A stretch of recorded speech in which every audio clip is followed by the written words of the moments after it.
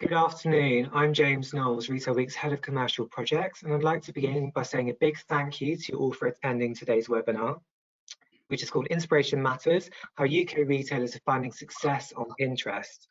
This is part of a campaign Retail Week and Pinterest are running together called The Power of Purposeful Content. And today's webinar is the first in a series of virtual events that Retail Week is going to be bringing straight to your laptops, iPads, or other devices. Today, Pinterest's Global Head of Retail Strategy, Amy Venner, will walk you through what Pinterest calls inspired shopping, what that means, and why it's so valuable to retail brands, especially now. Then we were set to be joined by Alex Loiseau, CEO and co-founder of homeware indie marketplace Truva, but unfortunately he's had to step out last minute. But fear not, stepping very capably into his shoes, we have Truva's CMO Juliet Jane and Senior Digital Brand Manager Jen Hoare. In addition, we will be hearing from Sarah Jane Yeaman, responsible for digital delivery at performance marketing agency Merkle.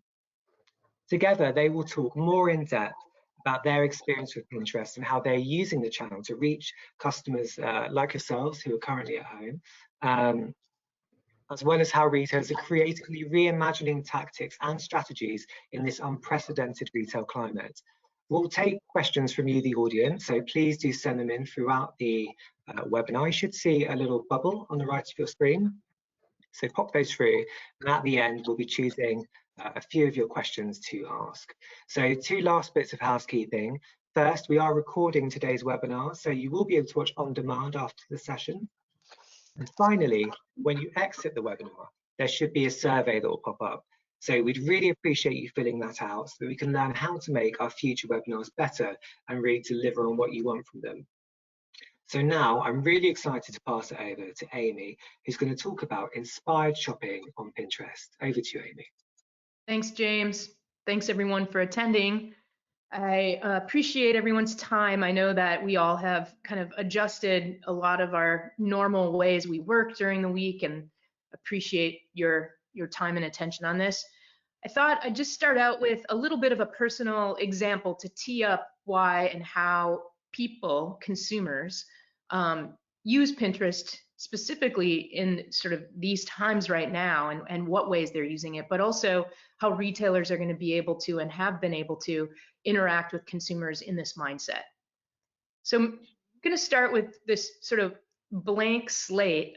This is an image of what my home. I actually moved about 2 months ago into a new home, and I have 2 young kids, a 9-year-old and a almost 6-year-old, and they left their stuff in their other home with their other mom, and then they're going to be kind of moving back and forth. So in our new home, we needed to kind of start from scratch with some shopping for their bedrooms. I wanted to make sure that their bedrooms felt really good, felt like a place they could call their new home. And it was right at the time when we started, I think 2 weeks after we moved in, we were into the shelter in place here, and needed to stay home all the time, which obviously even makes it that much more important to have a home you feel close to.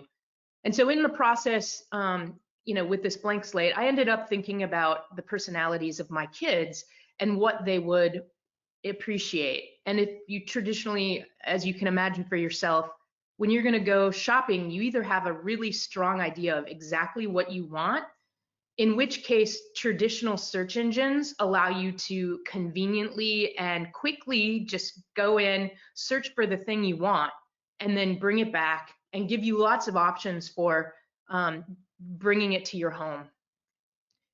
There's also the other option of going to a retailer's website, which obviously creates a very logical taxonomy-based approach to shopping, where your ability to drill into bedside tables or desks or beds is very hierarchical. But what I wanted was a more emotional experience, one that might be more in line with how I would shop maybe in real life. I had an idea. Mavis, my almost 6-year-old, is very outdoorsy, and so we wanted to have her bedroom feel a little more outdoorsy. And so we did a search on Pinterest for outdoor themed bedroom ideas. And I'm sharing this because this is a highly visual search result that comes back to give me ideas in a more emotionally connected way to how I might want the feeling of her bedroom to look. And as a consumer on Pinterest, when you get back these visual responses, you can kind of browse with your eyes, similar to how you might walk through a store. You're not necessarily typing in words, you can, but you're kind of looking with your eyes and you're visually searching. And I close up on this cool little fort-like bunk bed. And when you see the close-up view of it, you can click on that little icon in the right corner, the bottom right corner, and allow an item within, like an object within that lifestyle imagery, to become your search. And so that becomes now a more refined visual search. And Pinterest brings back options that are similar. And think about almost like a commerce experience, a personalized commerce experience that picks up the nuances of the pixels, using computer vision and machine learning to bring back the things in our catalog of products, like in the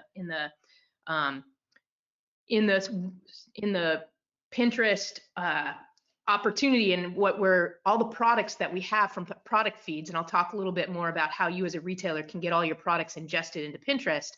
We then comb through that to bring back those that are visually similar, and then allows me to go in and do a little more close up. This particular one was like the perfect one. Mavis said that she liked the ability to have her bed upstairs in the fort, and then if she has her brother sleep on the bottom or friends over eventually. So we honed in on this particular bed, and that's Mavis in her new room, where I took elements from a lot of different inspiration and cobbled it together through that shopping experience to create a bunch of different elements. Some of those products I got from IKEA, some of them I got from other places, and together was able to create this inspired consumer journey that ended with me being really committed to the things I bought and the feeling that that gave us when we put it together into her bedroom. And that's what I just experienced as an entire room, but there's different use cases that consumers, especially now that we're all home more often, are using Pinterest for. In fact, we have record engagement globally on the platform. People are on Pinterest more than ever. And the kinds of things they're doing are a lot of visual searching and text-based searching and saving, clicking through to retailers' websites. But we've found that there's been a 60% increase year over year on search volume globally, and that there's a variety of different ways people are trying to make their experience more inspiring. And their experience at home can take the form of things they're doing in their kitchen, ways they're recreating spa day at home, things that they want to do outdoors, things that they maybe want to create gardening experiences or camping ideas. These are all opportunities for brands to engage with consumers. The way I sort of step back and think about this, we obviously all know that physical stores was the only way people shopped when commerce was first available. And that was back in the day. And as digital became a more prominent role, the digital experience was primarily about convenience and how to help the consumer get exactly what they want with the least amount of clicks and optimize that path so that they could convert. And we just looked at like metrics and got down to how do you make the conversion even higher, and that conversion rate was your sort of focus. And then there was this newfound interest in trying to create an omni-channel experience where the consumer can go between channels. But the reality is now people are looking for an inspired digital at-home experience. They're looking for ways they don't have to necessarily step into a store right now. And they want the more emotional experience that the highly visual experience that you get when you're in a store, but get that digitally on a mobile device or on a desktop or laptop. And that's exactly what Pinterest is providing to consumers and to retailers. We want to help pinners create and have the inspiration to create a life they love. And pinners are looking for that kind of inspiration now more than ever. We have 335 million people that come to Pinterest each month around the world. And that number breaks down in a very strong attraction demographic, so that you can think about what are the kinds of people that you want to reach. They're people who are heads of households who are spending more than the average. This is a very attractive group of pinners, but more than their demographics, more than where they live, is actually what their mindset is. People come to Pinterest because they want to hear from brands that sell things or provide ideas for how to make their life better. And so 83% of people on Pinterest say that they made a purchase because of content they saw from a brand or retailer on Pinterest. That's why they're there. And they're there before they've decided what it is specifically they're going to buy. And that is a really special opportunity for brands to insert ideas, because the mindset is very open. 97% of the searches that are conducted on Pinterest are considered non-branded, where the consumer's looking for brands to give them options early enough in that decision cycle that it influences what they ultimately buy. And these consumers then leave feeling like they can not only be inspired, but they're then wanting to make decisions on what they're going to buy or where they're going to buy it. In fact, when we asked Pinners, what was the most influential platforms for deciding what or where to buy, 56% of them said Pinterest, 5% said other social media companies or platforms. And then the difference is like search platforms and other ways that they can make digital shopping experiences. 3 things I want to highlight about the experience on Pinterest around shopping. Visual, which I talked quite a bit about in my personal experience. Personal, which is really the ability to not just personalize based on where you live or what your gender is or what your age is, but more based on your taste and your style, your aesthetics, what your interests are. And then lastly, is it actionable? Can you take action on that inspiration? And as you can imagine, look at that slide, which side of that attracts you? It's probably the side that is the images as opposed to the text. People are highly visual, and when you as a brand or a retailer can connect with people visually, the ability to really hone in on what their options are and what the decisions they're going to make are going to be that much more strong when you're able to talk in a compelling visual way. And so a lot of our products that we've developed over the last 12 to 18 months have been to help the visual search experience become more shoppable. So it takes you from images that are highly inspirational and pivots you as a consumer quickly into the products that retailers offer. And this is where your shopping feeds, when you send them to Pinterest, we ingest them through our UI called catalogs, and you are able to upload all your products into the Pinterest ecosystem, and then Pinterest is able to use our machine learning and our computer vision to then match back the different opportunities to tie products that are visually similar to lifestyle imagery. The other element of this is on when you as a consumer are seeing things you like, you get to scroll up below the close-up and then see all the different options that are visually similar and make that shopping experience now much more about the product versus the feeling. And this is where we're indexing, where people already know Pinterest to be an inspiration, a place for getting inspiration. And now we're connecting them to the brands and retailers that sell the products that give the inspiration ability to be acted on. And so the personal style, everyone has their own style. As you can imagine, the more we're able to help consumers connect products that match their style, the stronger connection and likelihood that they pick the products that you put in front of them. And that's just more and more that we're seeing these different ad formats are allowing for your products to be put in front of consumers that are interested in that style or aesthetic. And then lastly, actionability. We want to make sure that consumers are able to take action. So our new formats, this is a shopping ad. This allows you to then click as a consumer, and then you go to the retailer's website to go to the product detail page that offers those. So it's essentially a promoted way to get your product pin, which is ingested as a product feed. So your feed comes in, we automatically create product pins. We distribute them, they qualify for organic distribution. And if you want to put advertising money behind that, that is then called shopping ads. And then you're able to promote it and get greater distribution. And we're going to actually have a very 5-step, easy to follow follow-up from this, an email where you're able to see how to get started on Pinterest if you haven't yet ingested your feeds or you haven't tried advertising on Pinterest. We just wanted to end this little section before we get into a conversation with our guests to remind folks that there's a number of surfaces that have increased for shopping, And the number of pinners engaging with those surfaces continues to increase as well. That's the 44% year over year in shopping surfaces. We also have increased the number of products that people can shop from 2.5 times over last year because of all the new product feeds retailers are sharing. And then the ads themselves, they're delivering a stronger, I should say, a lower cost per conversion, 2.3 times lower than other social platforms, because of the fact you're hitting a highly relevant audience and the ability to convert them at a lower cost is real. And so wanted to share that, and then I'm going to sort of hand it back to you, James, to facilitate our discussion on what this means for brands and retailers. Brilliant. Thank you very much, Amy. So now it's going to be time, we're going to hear a sort of top line from Truva, from Juliet and Jen about how they've been working with Pinterest, and from Sarah Jane too, on behalf of her clients. Then I'm going to be asking some questions, but just a reminder to the audience that you can ask your own questions, and we will be asking them at the end. So there is a bubble that you can ask questions on the right hand side of your screen. I hope I'm pointing at the right side. I think I am.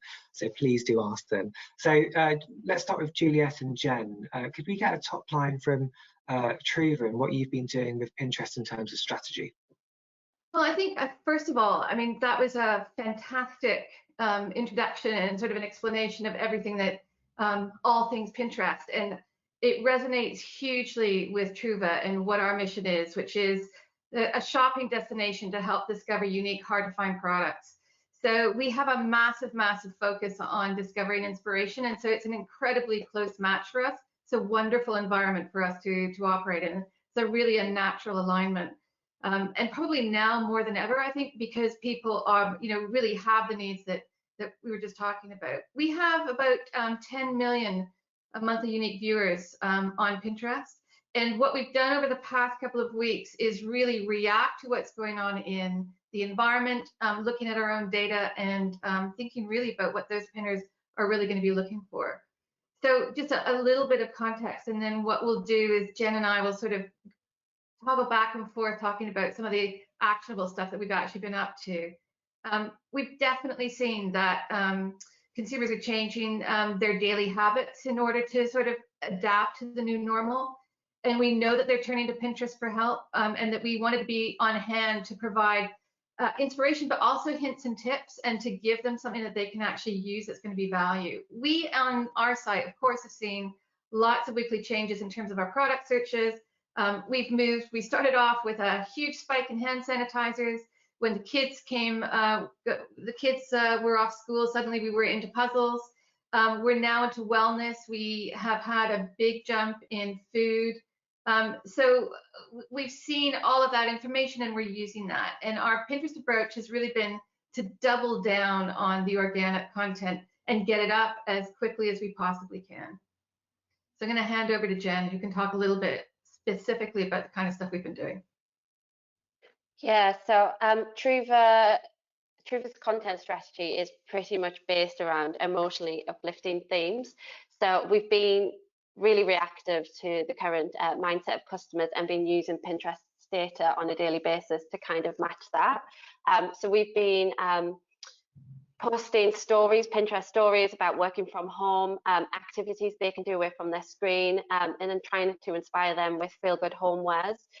Also, as a content team, we've pivoted as well and been extra flexible with how we operate. So from concept and ideation to live usually could take about a week, and we've kind of really streamlined that right down to an hour. So we're being every day is different.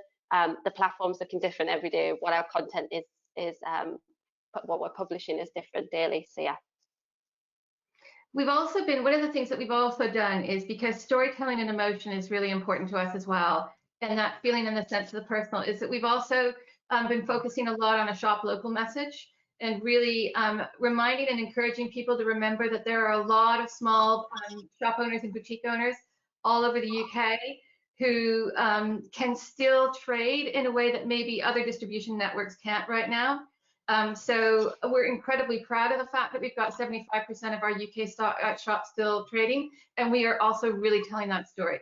So it's really important to us to be able to show the inspirational product, but also show the people who really care about it and who spent all that time going to all the, the tiny little places where they needed to uncover it, and display it so beautifully in their shops and enable us to do that online as well.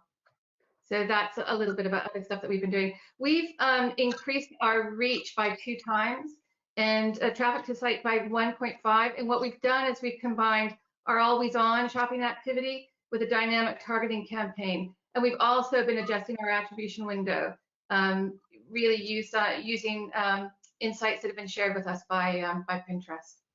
So it's a little bit of a recap of what we've been up to over the past couple of weeks. So lots going on, basically. What about you, Sarah Jane? It'd be great to get your insight, because I know you work with varying businesses, don't you? Yeah, we work with a lot of different businesses within Merkle, but I'm actually primary lead on B&Q, so I've been working with them through this pandemic. I think at the minute, I bet with a lot of brands, it's still quite up in the air in terms of trying to understand what the impact has completely been to the business, because there's ups and there have been downs, and with various businesses that I'm working with, there have been a lot of like stock issues and things that I just lead the digital marketing, so things that I don't normally have to consider in my role. So currently we're working to put together different flexible plans based on various scenarios, because in reality nobody knows what's going to be happening over the next few weeks, and we just need to be able to turn things on and off and adapt things as quickly as possible. And I think the advantage of Pinterest being an online channel is it's actually really easy to do that. We can play and pause at the touch of a button. There's old content there that can be reused, and the inspiring content that may have been previously published for something else can be brought forward again, and the people are engaging with that sort of content.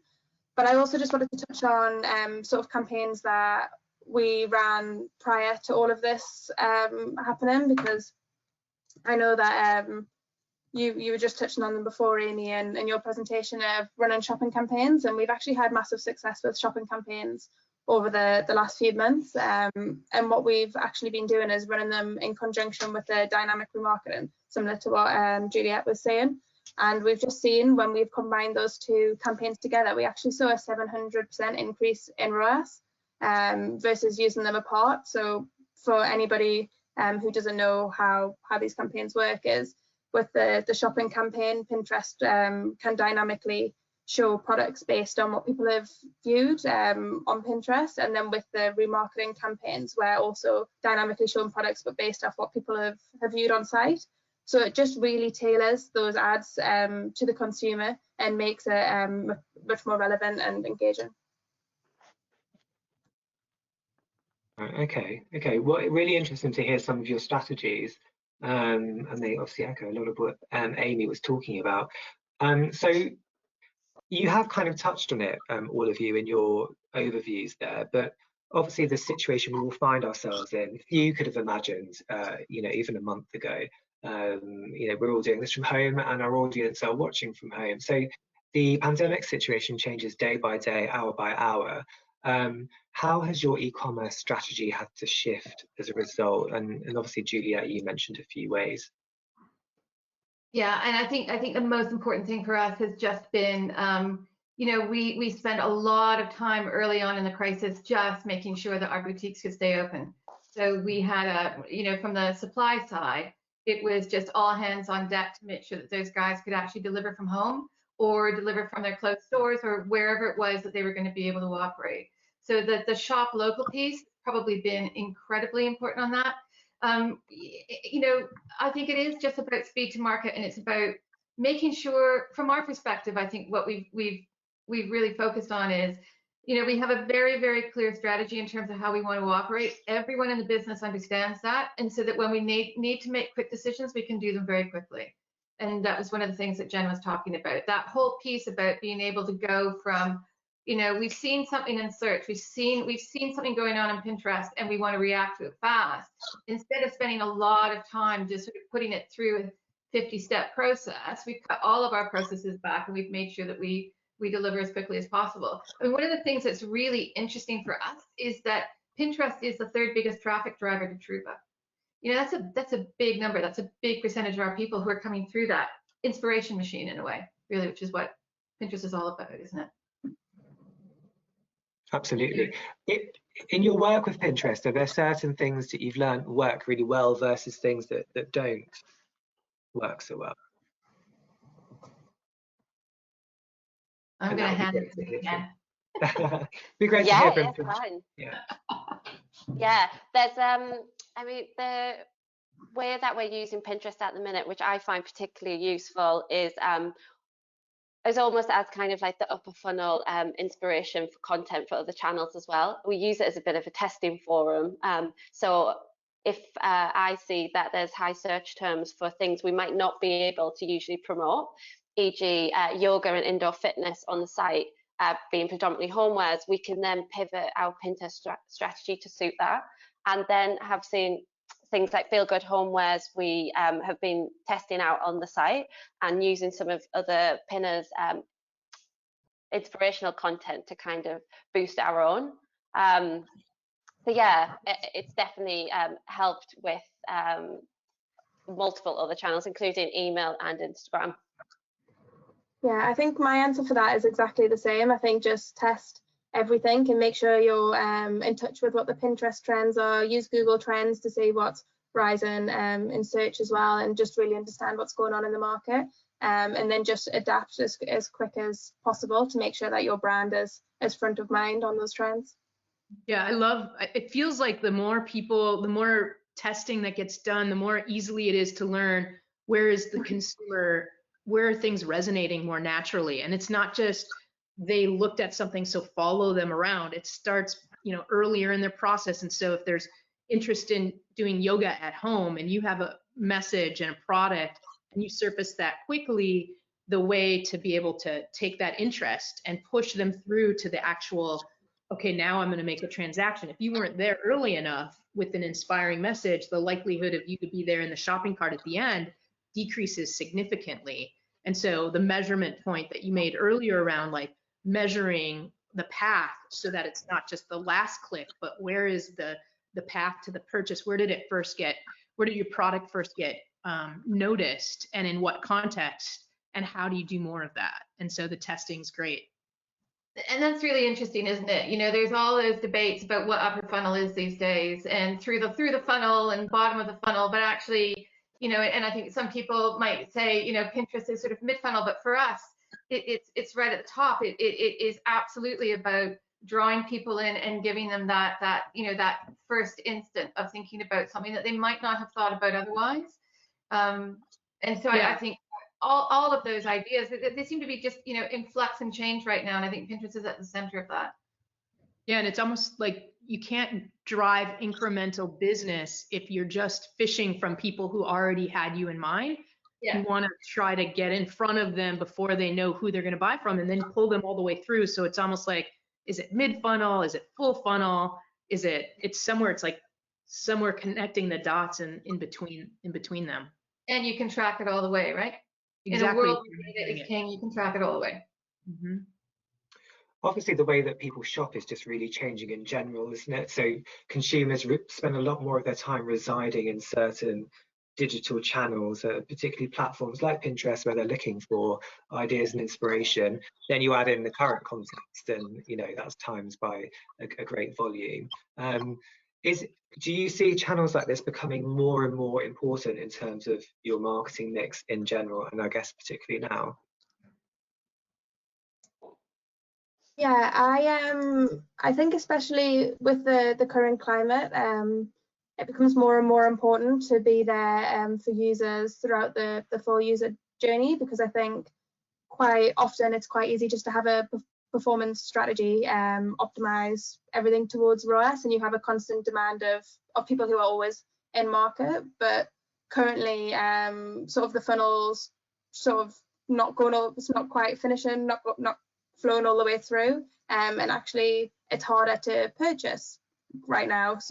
But a lot of people are still out there looking for inspiration, and it's going to get to a point, hopefully in the not too distant future, where consumers are going to be purchasing the goods, and it's all going to it's in what they've been inspired by is really going to affect them what they purchase. So you need to be front of mind now with your inspiration content, but then actually be able to then connect the dots and be able to then show that person that product again when they're in a position to buy further down the line. And the fact that we can remarket to those people and connect those dots throughout on Pinterest is really beneficial.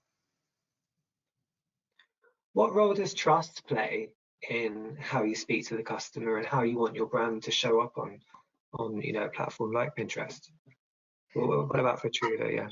Yeah, trust is increasingly important, I think, especially in the environment that we're in right now. And an awful lot of digital media, you don't know, you can't control the environment, you don't know where it's going, it's not trackable. So having in a controlled environment where you know exactly what the parameters are, and you can manage it carefully and well is really important. And that's definitely been something that we have really appreciated in terms of what we've been doing with Pinterest. Just giving us that controllable environment is critical right now. Right. What about for B&Q, Sarah Jane, and your work? Yes, I think trust plays a massive part in all digital marketing, because it's not just about being against or serving against not appropriate content, but there's also not reputable content, so the likes of fake news. And what happens actually if you're serving an ad to a consumer who knows you and they trust you, and you're appearing next to a fake news content, you're not only obviously it's not great for the brand that you're serving there, but also if somebody's reading that and they don't know it's fake news and see that your brand is alongside that and you're a brand they trust, it looks like you're endorsing that article, and it could then lead them to believe that what they're reading is true. So I know when I've been chatting to my Pinterest reps, you guys have been doing a lot of stuff around around coronavirus and making sure that the content on there is actually from the World Health Organization, and it's the like real advice, true advice. And I think that's really important to make sure that because it is a worry for brands and it's a worry for advertisers that they are going to be funding that content out there. So to know that they're in a safe environment is really important. Okay, and Amy, I know at Pinterest you've seen a lot more right now searches, haven't you, such as recipe ideas and activities for kids, and perhaps unsurprisingly a decrease in searches for things like weddings and summer trips, very sadly for us all. So I'm interested to get your view on that, and then also Sarah Jane and Juliet and Jen, it would be good to get your view as well. Is that affecting things? The way people are looking at the kind of content? Well, on Pinterest, like the kind of content people are looking for right now has changed a little bit. It's less about the sort of big life moment things, but there's still ideas that people are having. So to an earlier point about when people are ready to take action, the element of gaining inspiration from brands right now is real, whether that's in travel where they're not going to travel right now, but they're kind of in a mindset where they're like, during the summer when I'm able to travel, here are the kinds of things that are inspiring me. And that opportunity to create this board that you save your ideas to, and in the retail world, that can be things like right now that you need to do because you're at home and you're staring at all these projects. I think part of the challenge and the opportunity is, as a retailer and a brand, to understand there's a kind of sensitivity where you've got a set of consumers who lost their jobs, who maybe don't have as much disposable or discretionary income, and the things you're going to share with them are more idea-based to help them use the products they either already have or consider buying when they get back into the motion of their life. But then there's still people who are getting paid, they have jobs, they're just stuck at home, and they still have discretionary income that they want to work on things, and they need to hear from you as a retailer or brand. So putting your message loud and proud out there, wrapped in content, to what you guys were saying earlier, that does give ideas and inspiration, and maybe it starts organically, and then you decide, because of the engagement metrics are high, that you're going to promote it. You could get all these early signals on what kind of audiences are attracted to your messages, and then try to get your products in front of more audiences that are similar to that. So you're not being tone deaf and telling people to spend money they don't have. You're giving them helpful ideas for the people that are ready and interested in spending now, and the people who may down the road want to do it. Right, okay. Well, we've had some audience questions coming through, so I just want to ask a couple of those, and then I've got a question that I want to ask you just about how you're settling into your new working from home life, as we all are. So first question, which came from our audience, can you share some more detail on how you measure the customer's path to purchase on Pinterest, given the ongoing challenges with last click attribution on early touch platforms? And perhaps Amy, you'd be best placed to answer that one. Yeah, from a Pinterest perspective, we have obviously the Pinterest tag, which allows you to measure different events along the path to purchase, and not just look at the last click, but open up your attribution window so you can actually see where those activities started, how they're shaped, and then ultimately the conversion, and abilities to have holdout groups where you can look at lift to understand, of those that qualified for your message but didn't see it versus those that qualified and did, how much of that revenue was truly incremental that wouldn't have happened if you didn't have that ad placed. There's also multi-touch attribution partners where they can help you look at the full path to purchase, and weight different elements. We work with Newstar and Visual IQ. We work with a variety of multi-touch attribution partners. And then obviously you can do the same kind of analytics through your own analytics partners if you work with different software providers for that. But the key is really not to just hone in on the last click. I've been in retail for a long time, and we've always had a challenge about changing our attribution for marketing, because it would mess up our year-over-year comps when we looked at each channel. But because of what's happening now that is bigger and broader to our comps, it's already really it's going sideways. Our comps aren't going to be relatable for a while. So it's almost like the perfect time to make this more of a drastic, bigger change to your marketing attribution and methodology. So that's my perspective. I don't know if there's a couple others you guys want to add to how you do it that works well for you.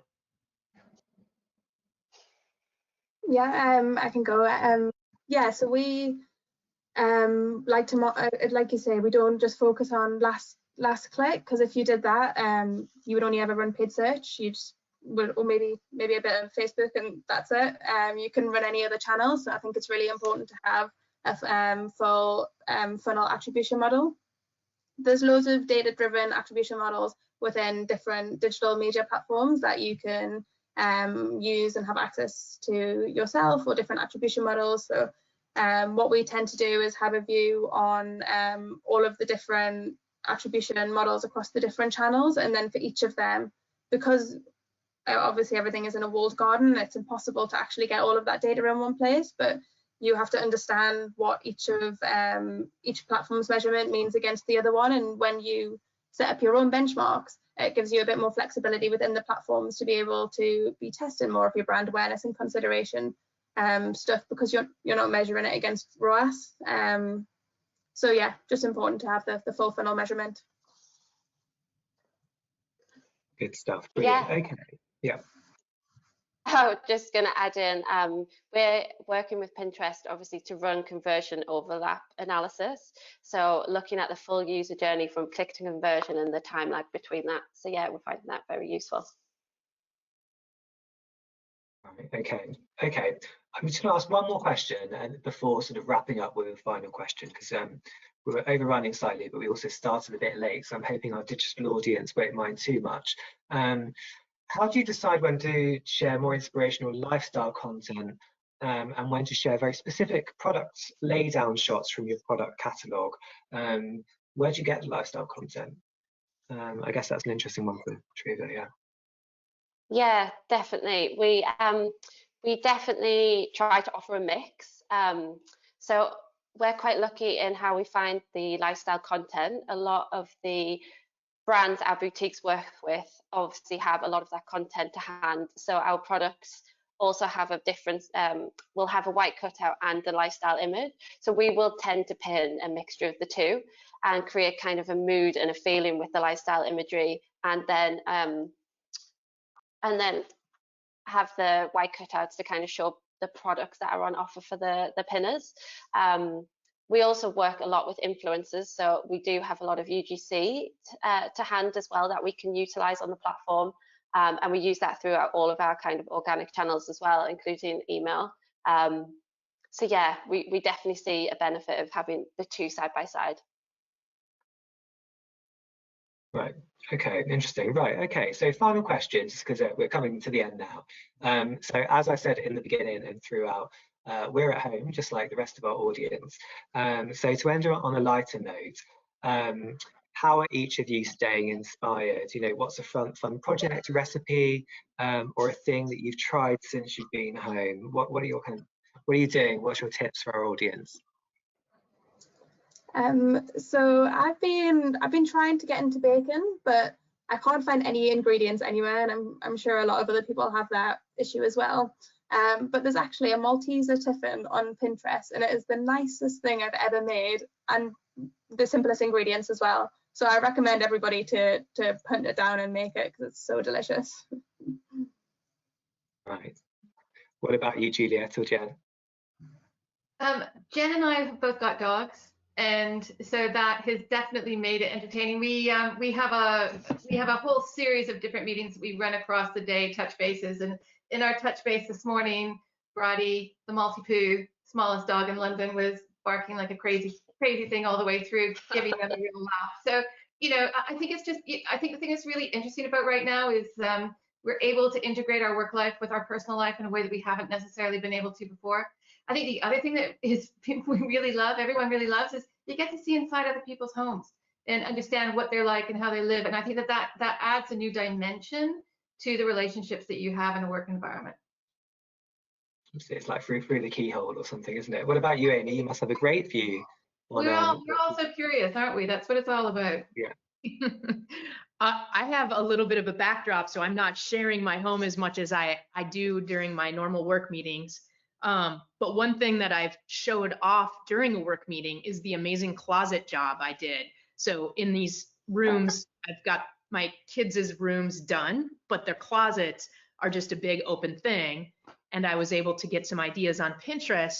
And one of the ideas was to paint the back wall a certain bright color that contrasts the rest of the room, which is just white for me. And then I bought this system that I researched on Pinterest through the Container Store, which allows me to just install a simple long top module. And once that is installed, then I hang these things from it. I no longer have to touch any other equipment, just hang the things, and the drawers snap in, the shelves and the drawers, and it looks professional. And I did it. It was very satisfying. Well, that's very productive, isn't it? I think Amy wins in the productivity states during lockdown. Right, so that brings us to the end of today's webinar virtual events. So a big thank you to Juliet, Jen, Sarah Jane and Amy, to Pinterest, obviously, as Retail Week's partner on this. There will be more content from this series, The Power of Purposeful Content, and more events like this to come. And as I said at the beginning, today's event will be available on demand. So please do watch it, share it with your colleagues, and encourage them to watch. Have a great day. Thank you. Thank you. Bye. Bye.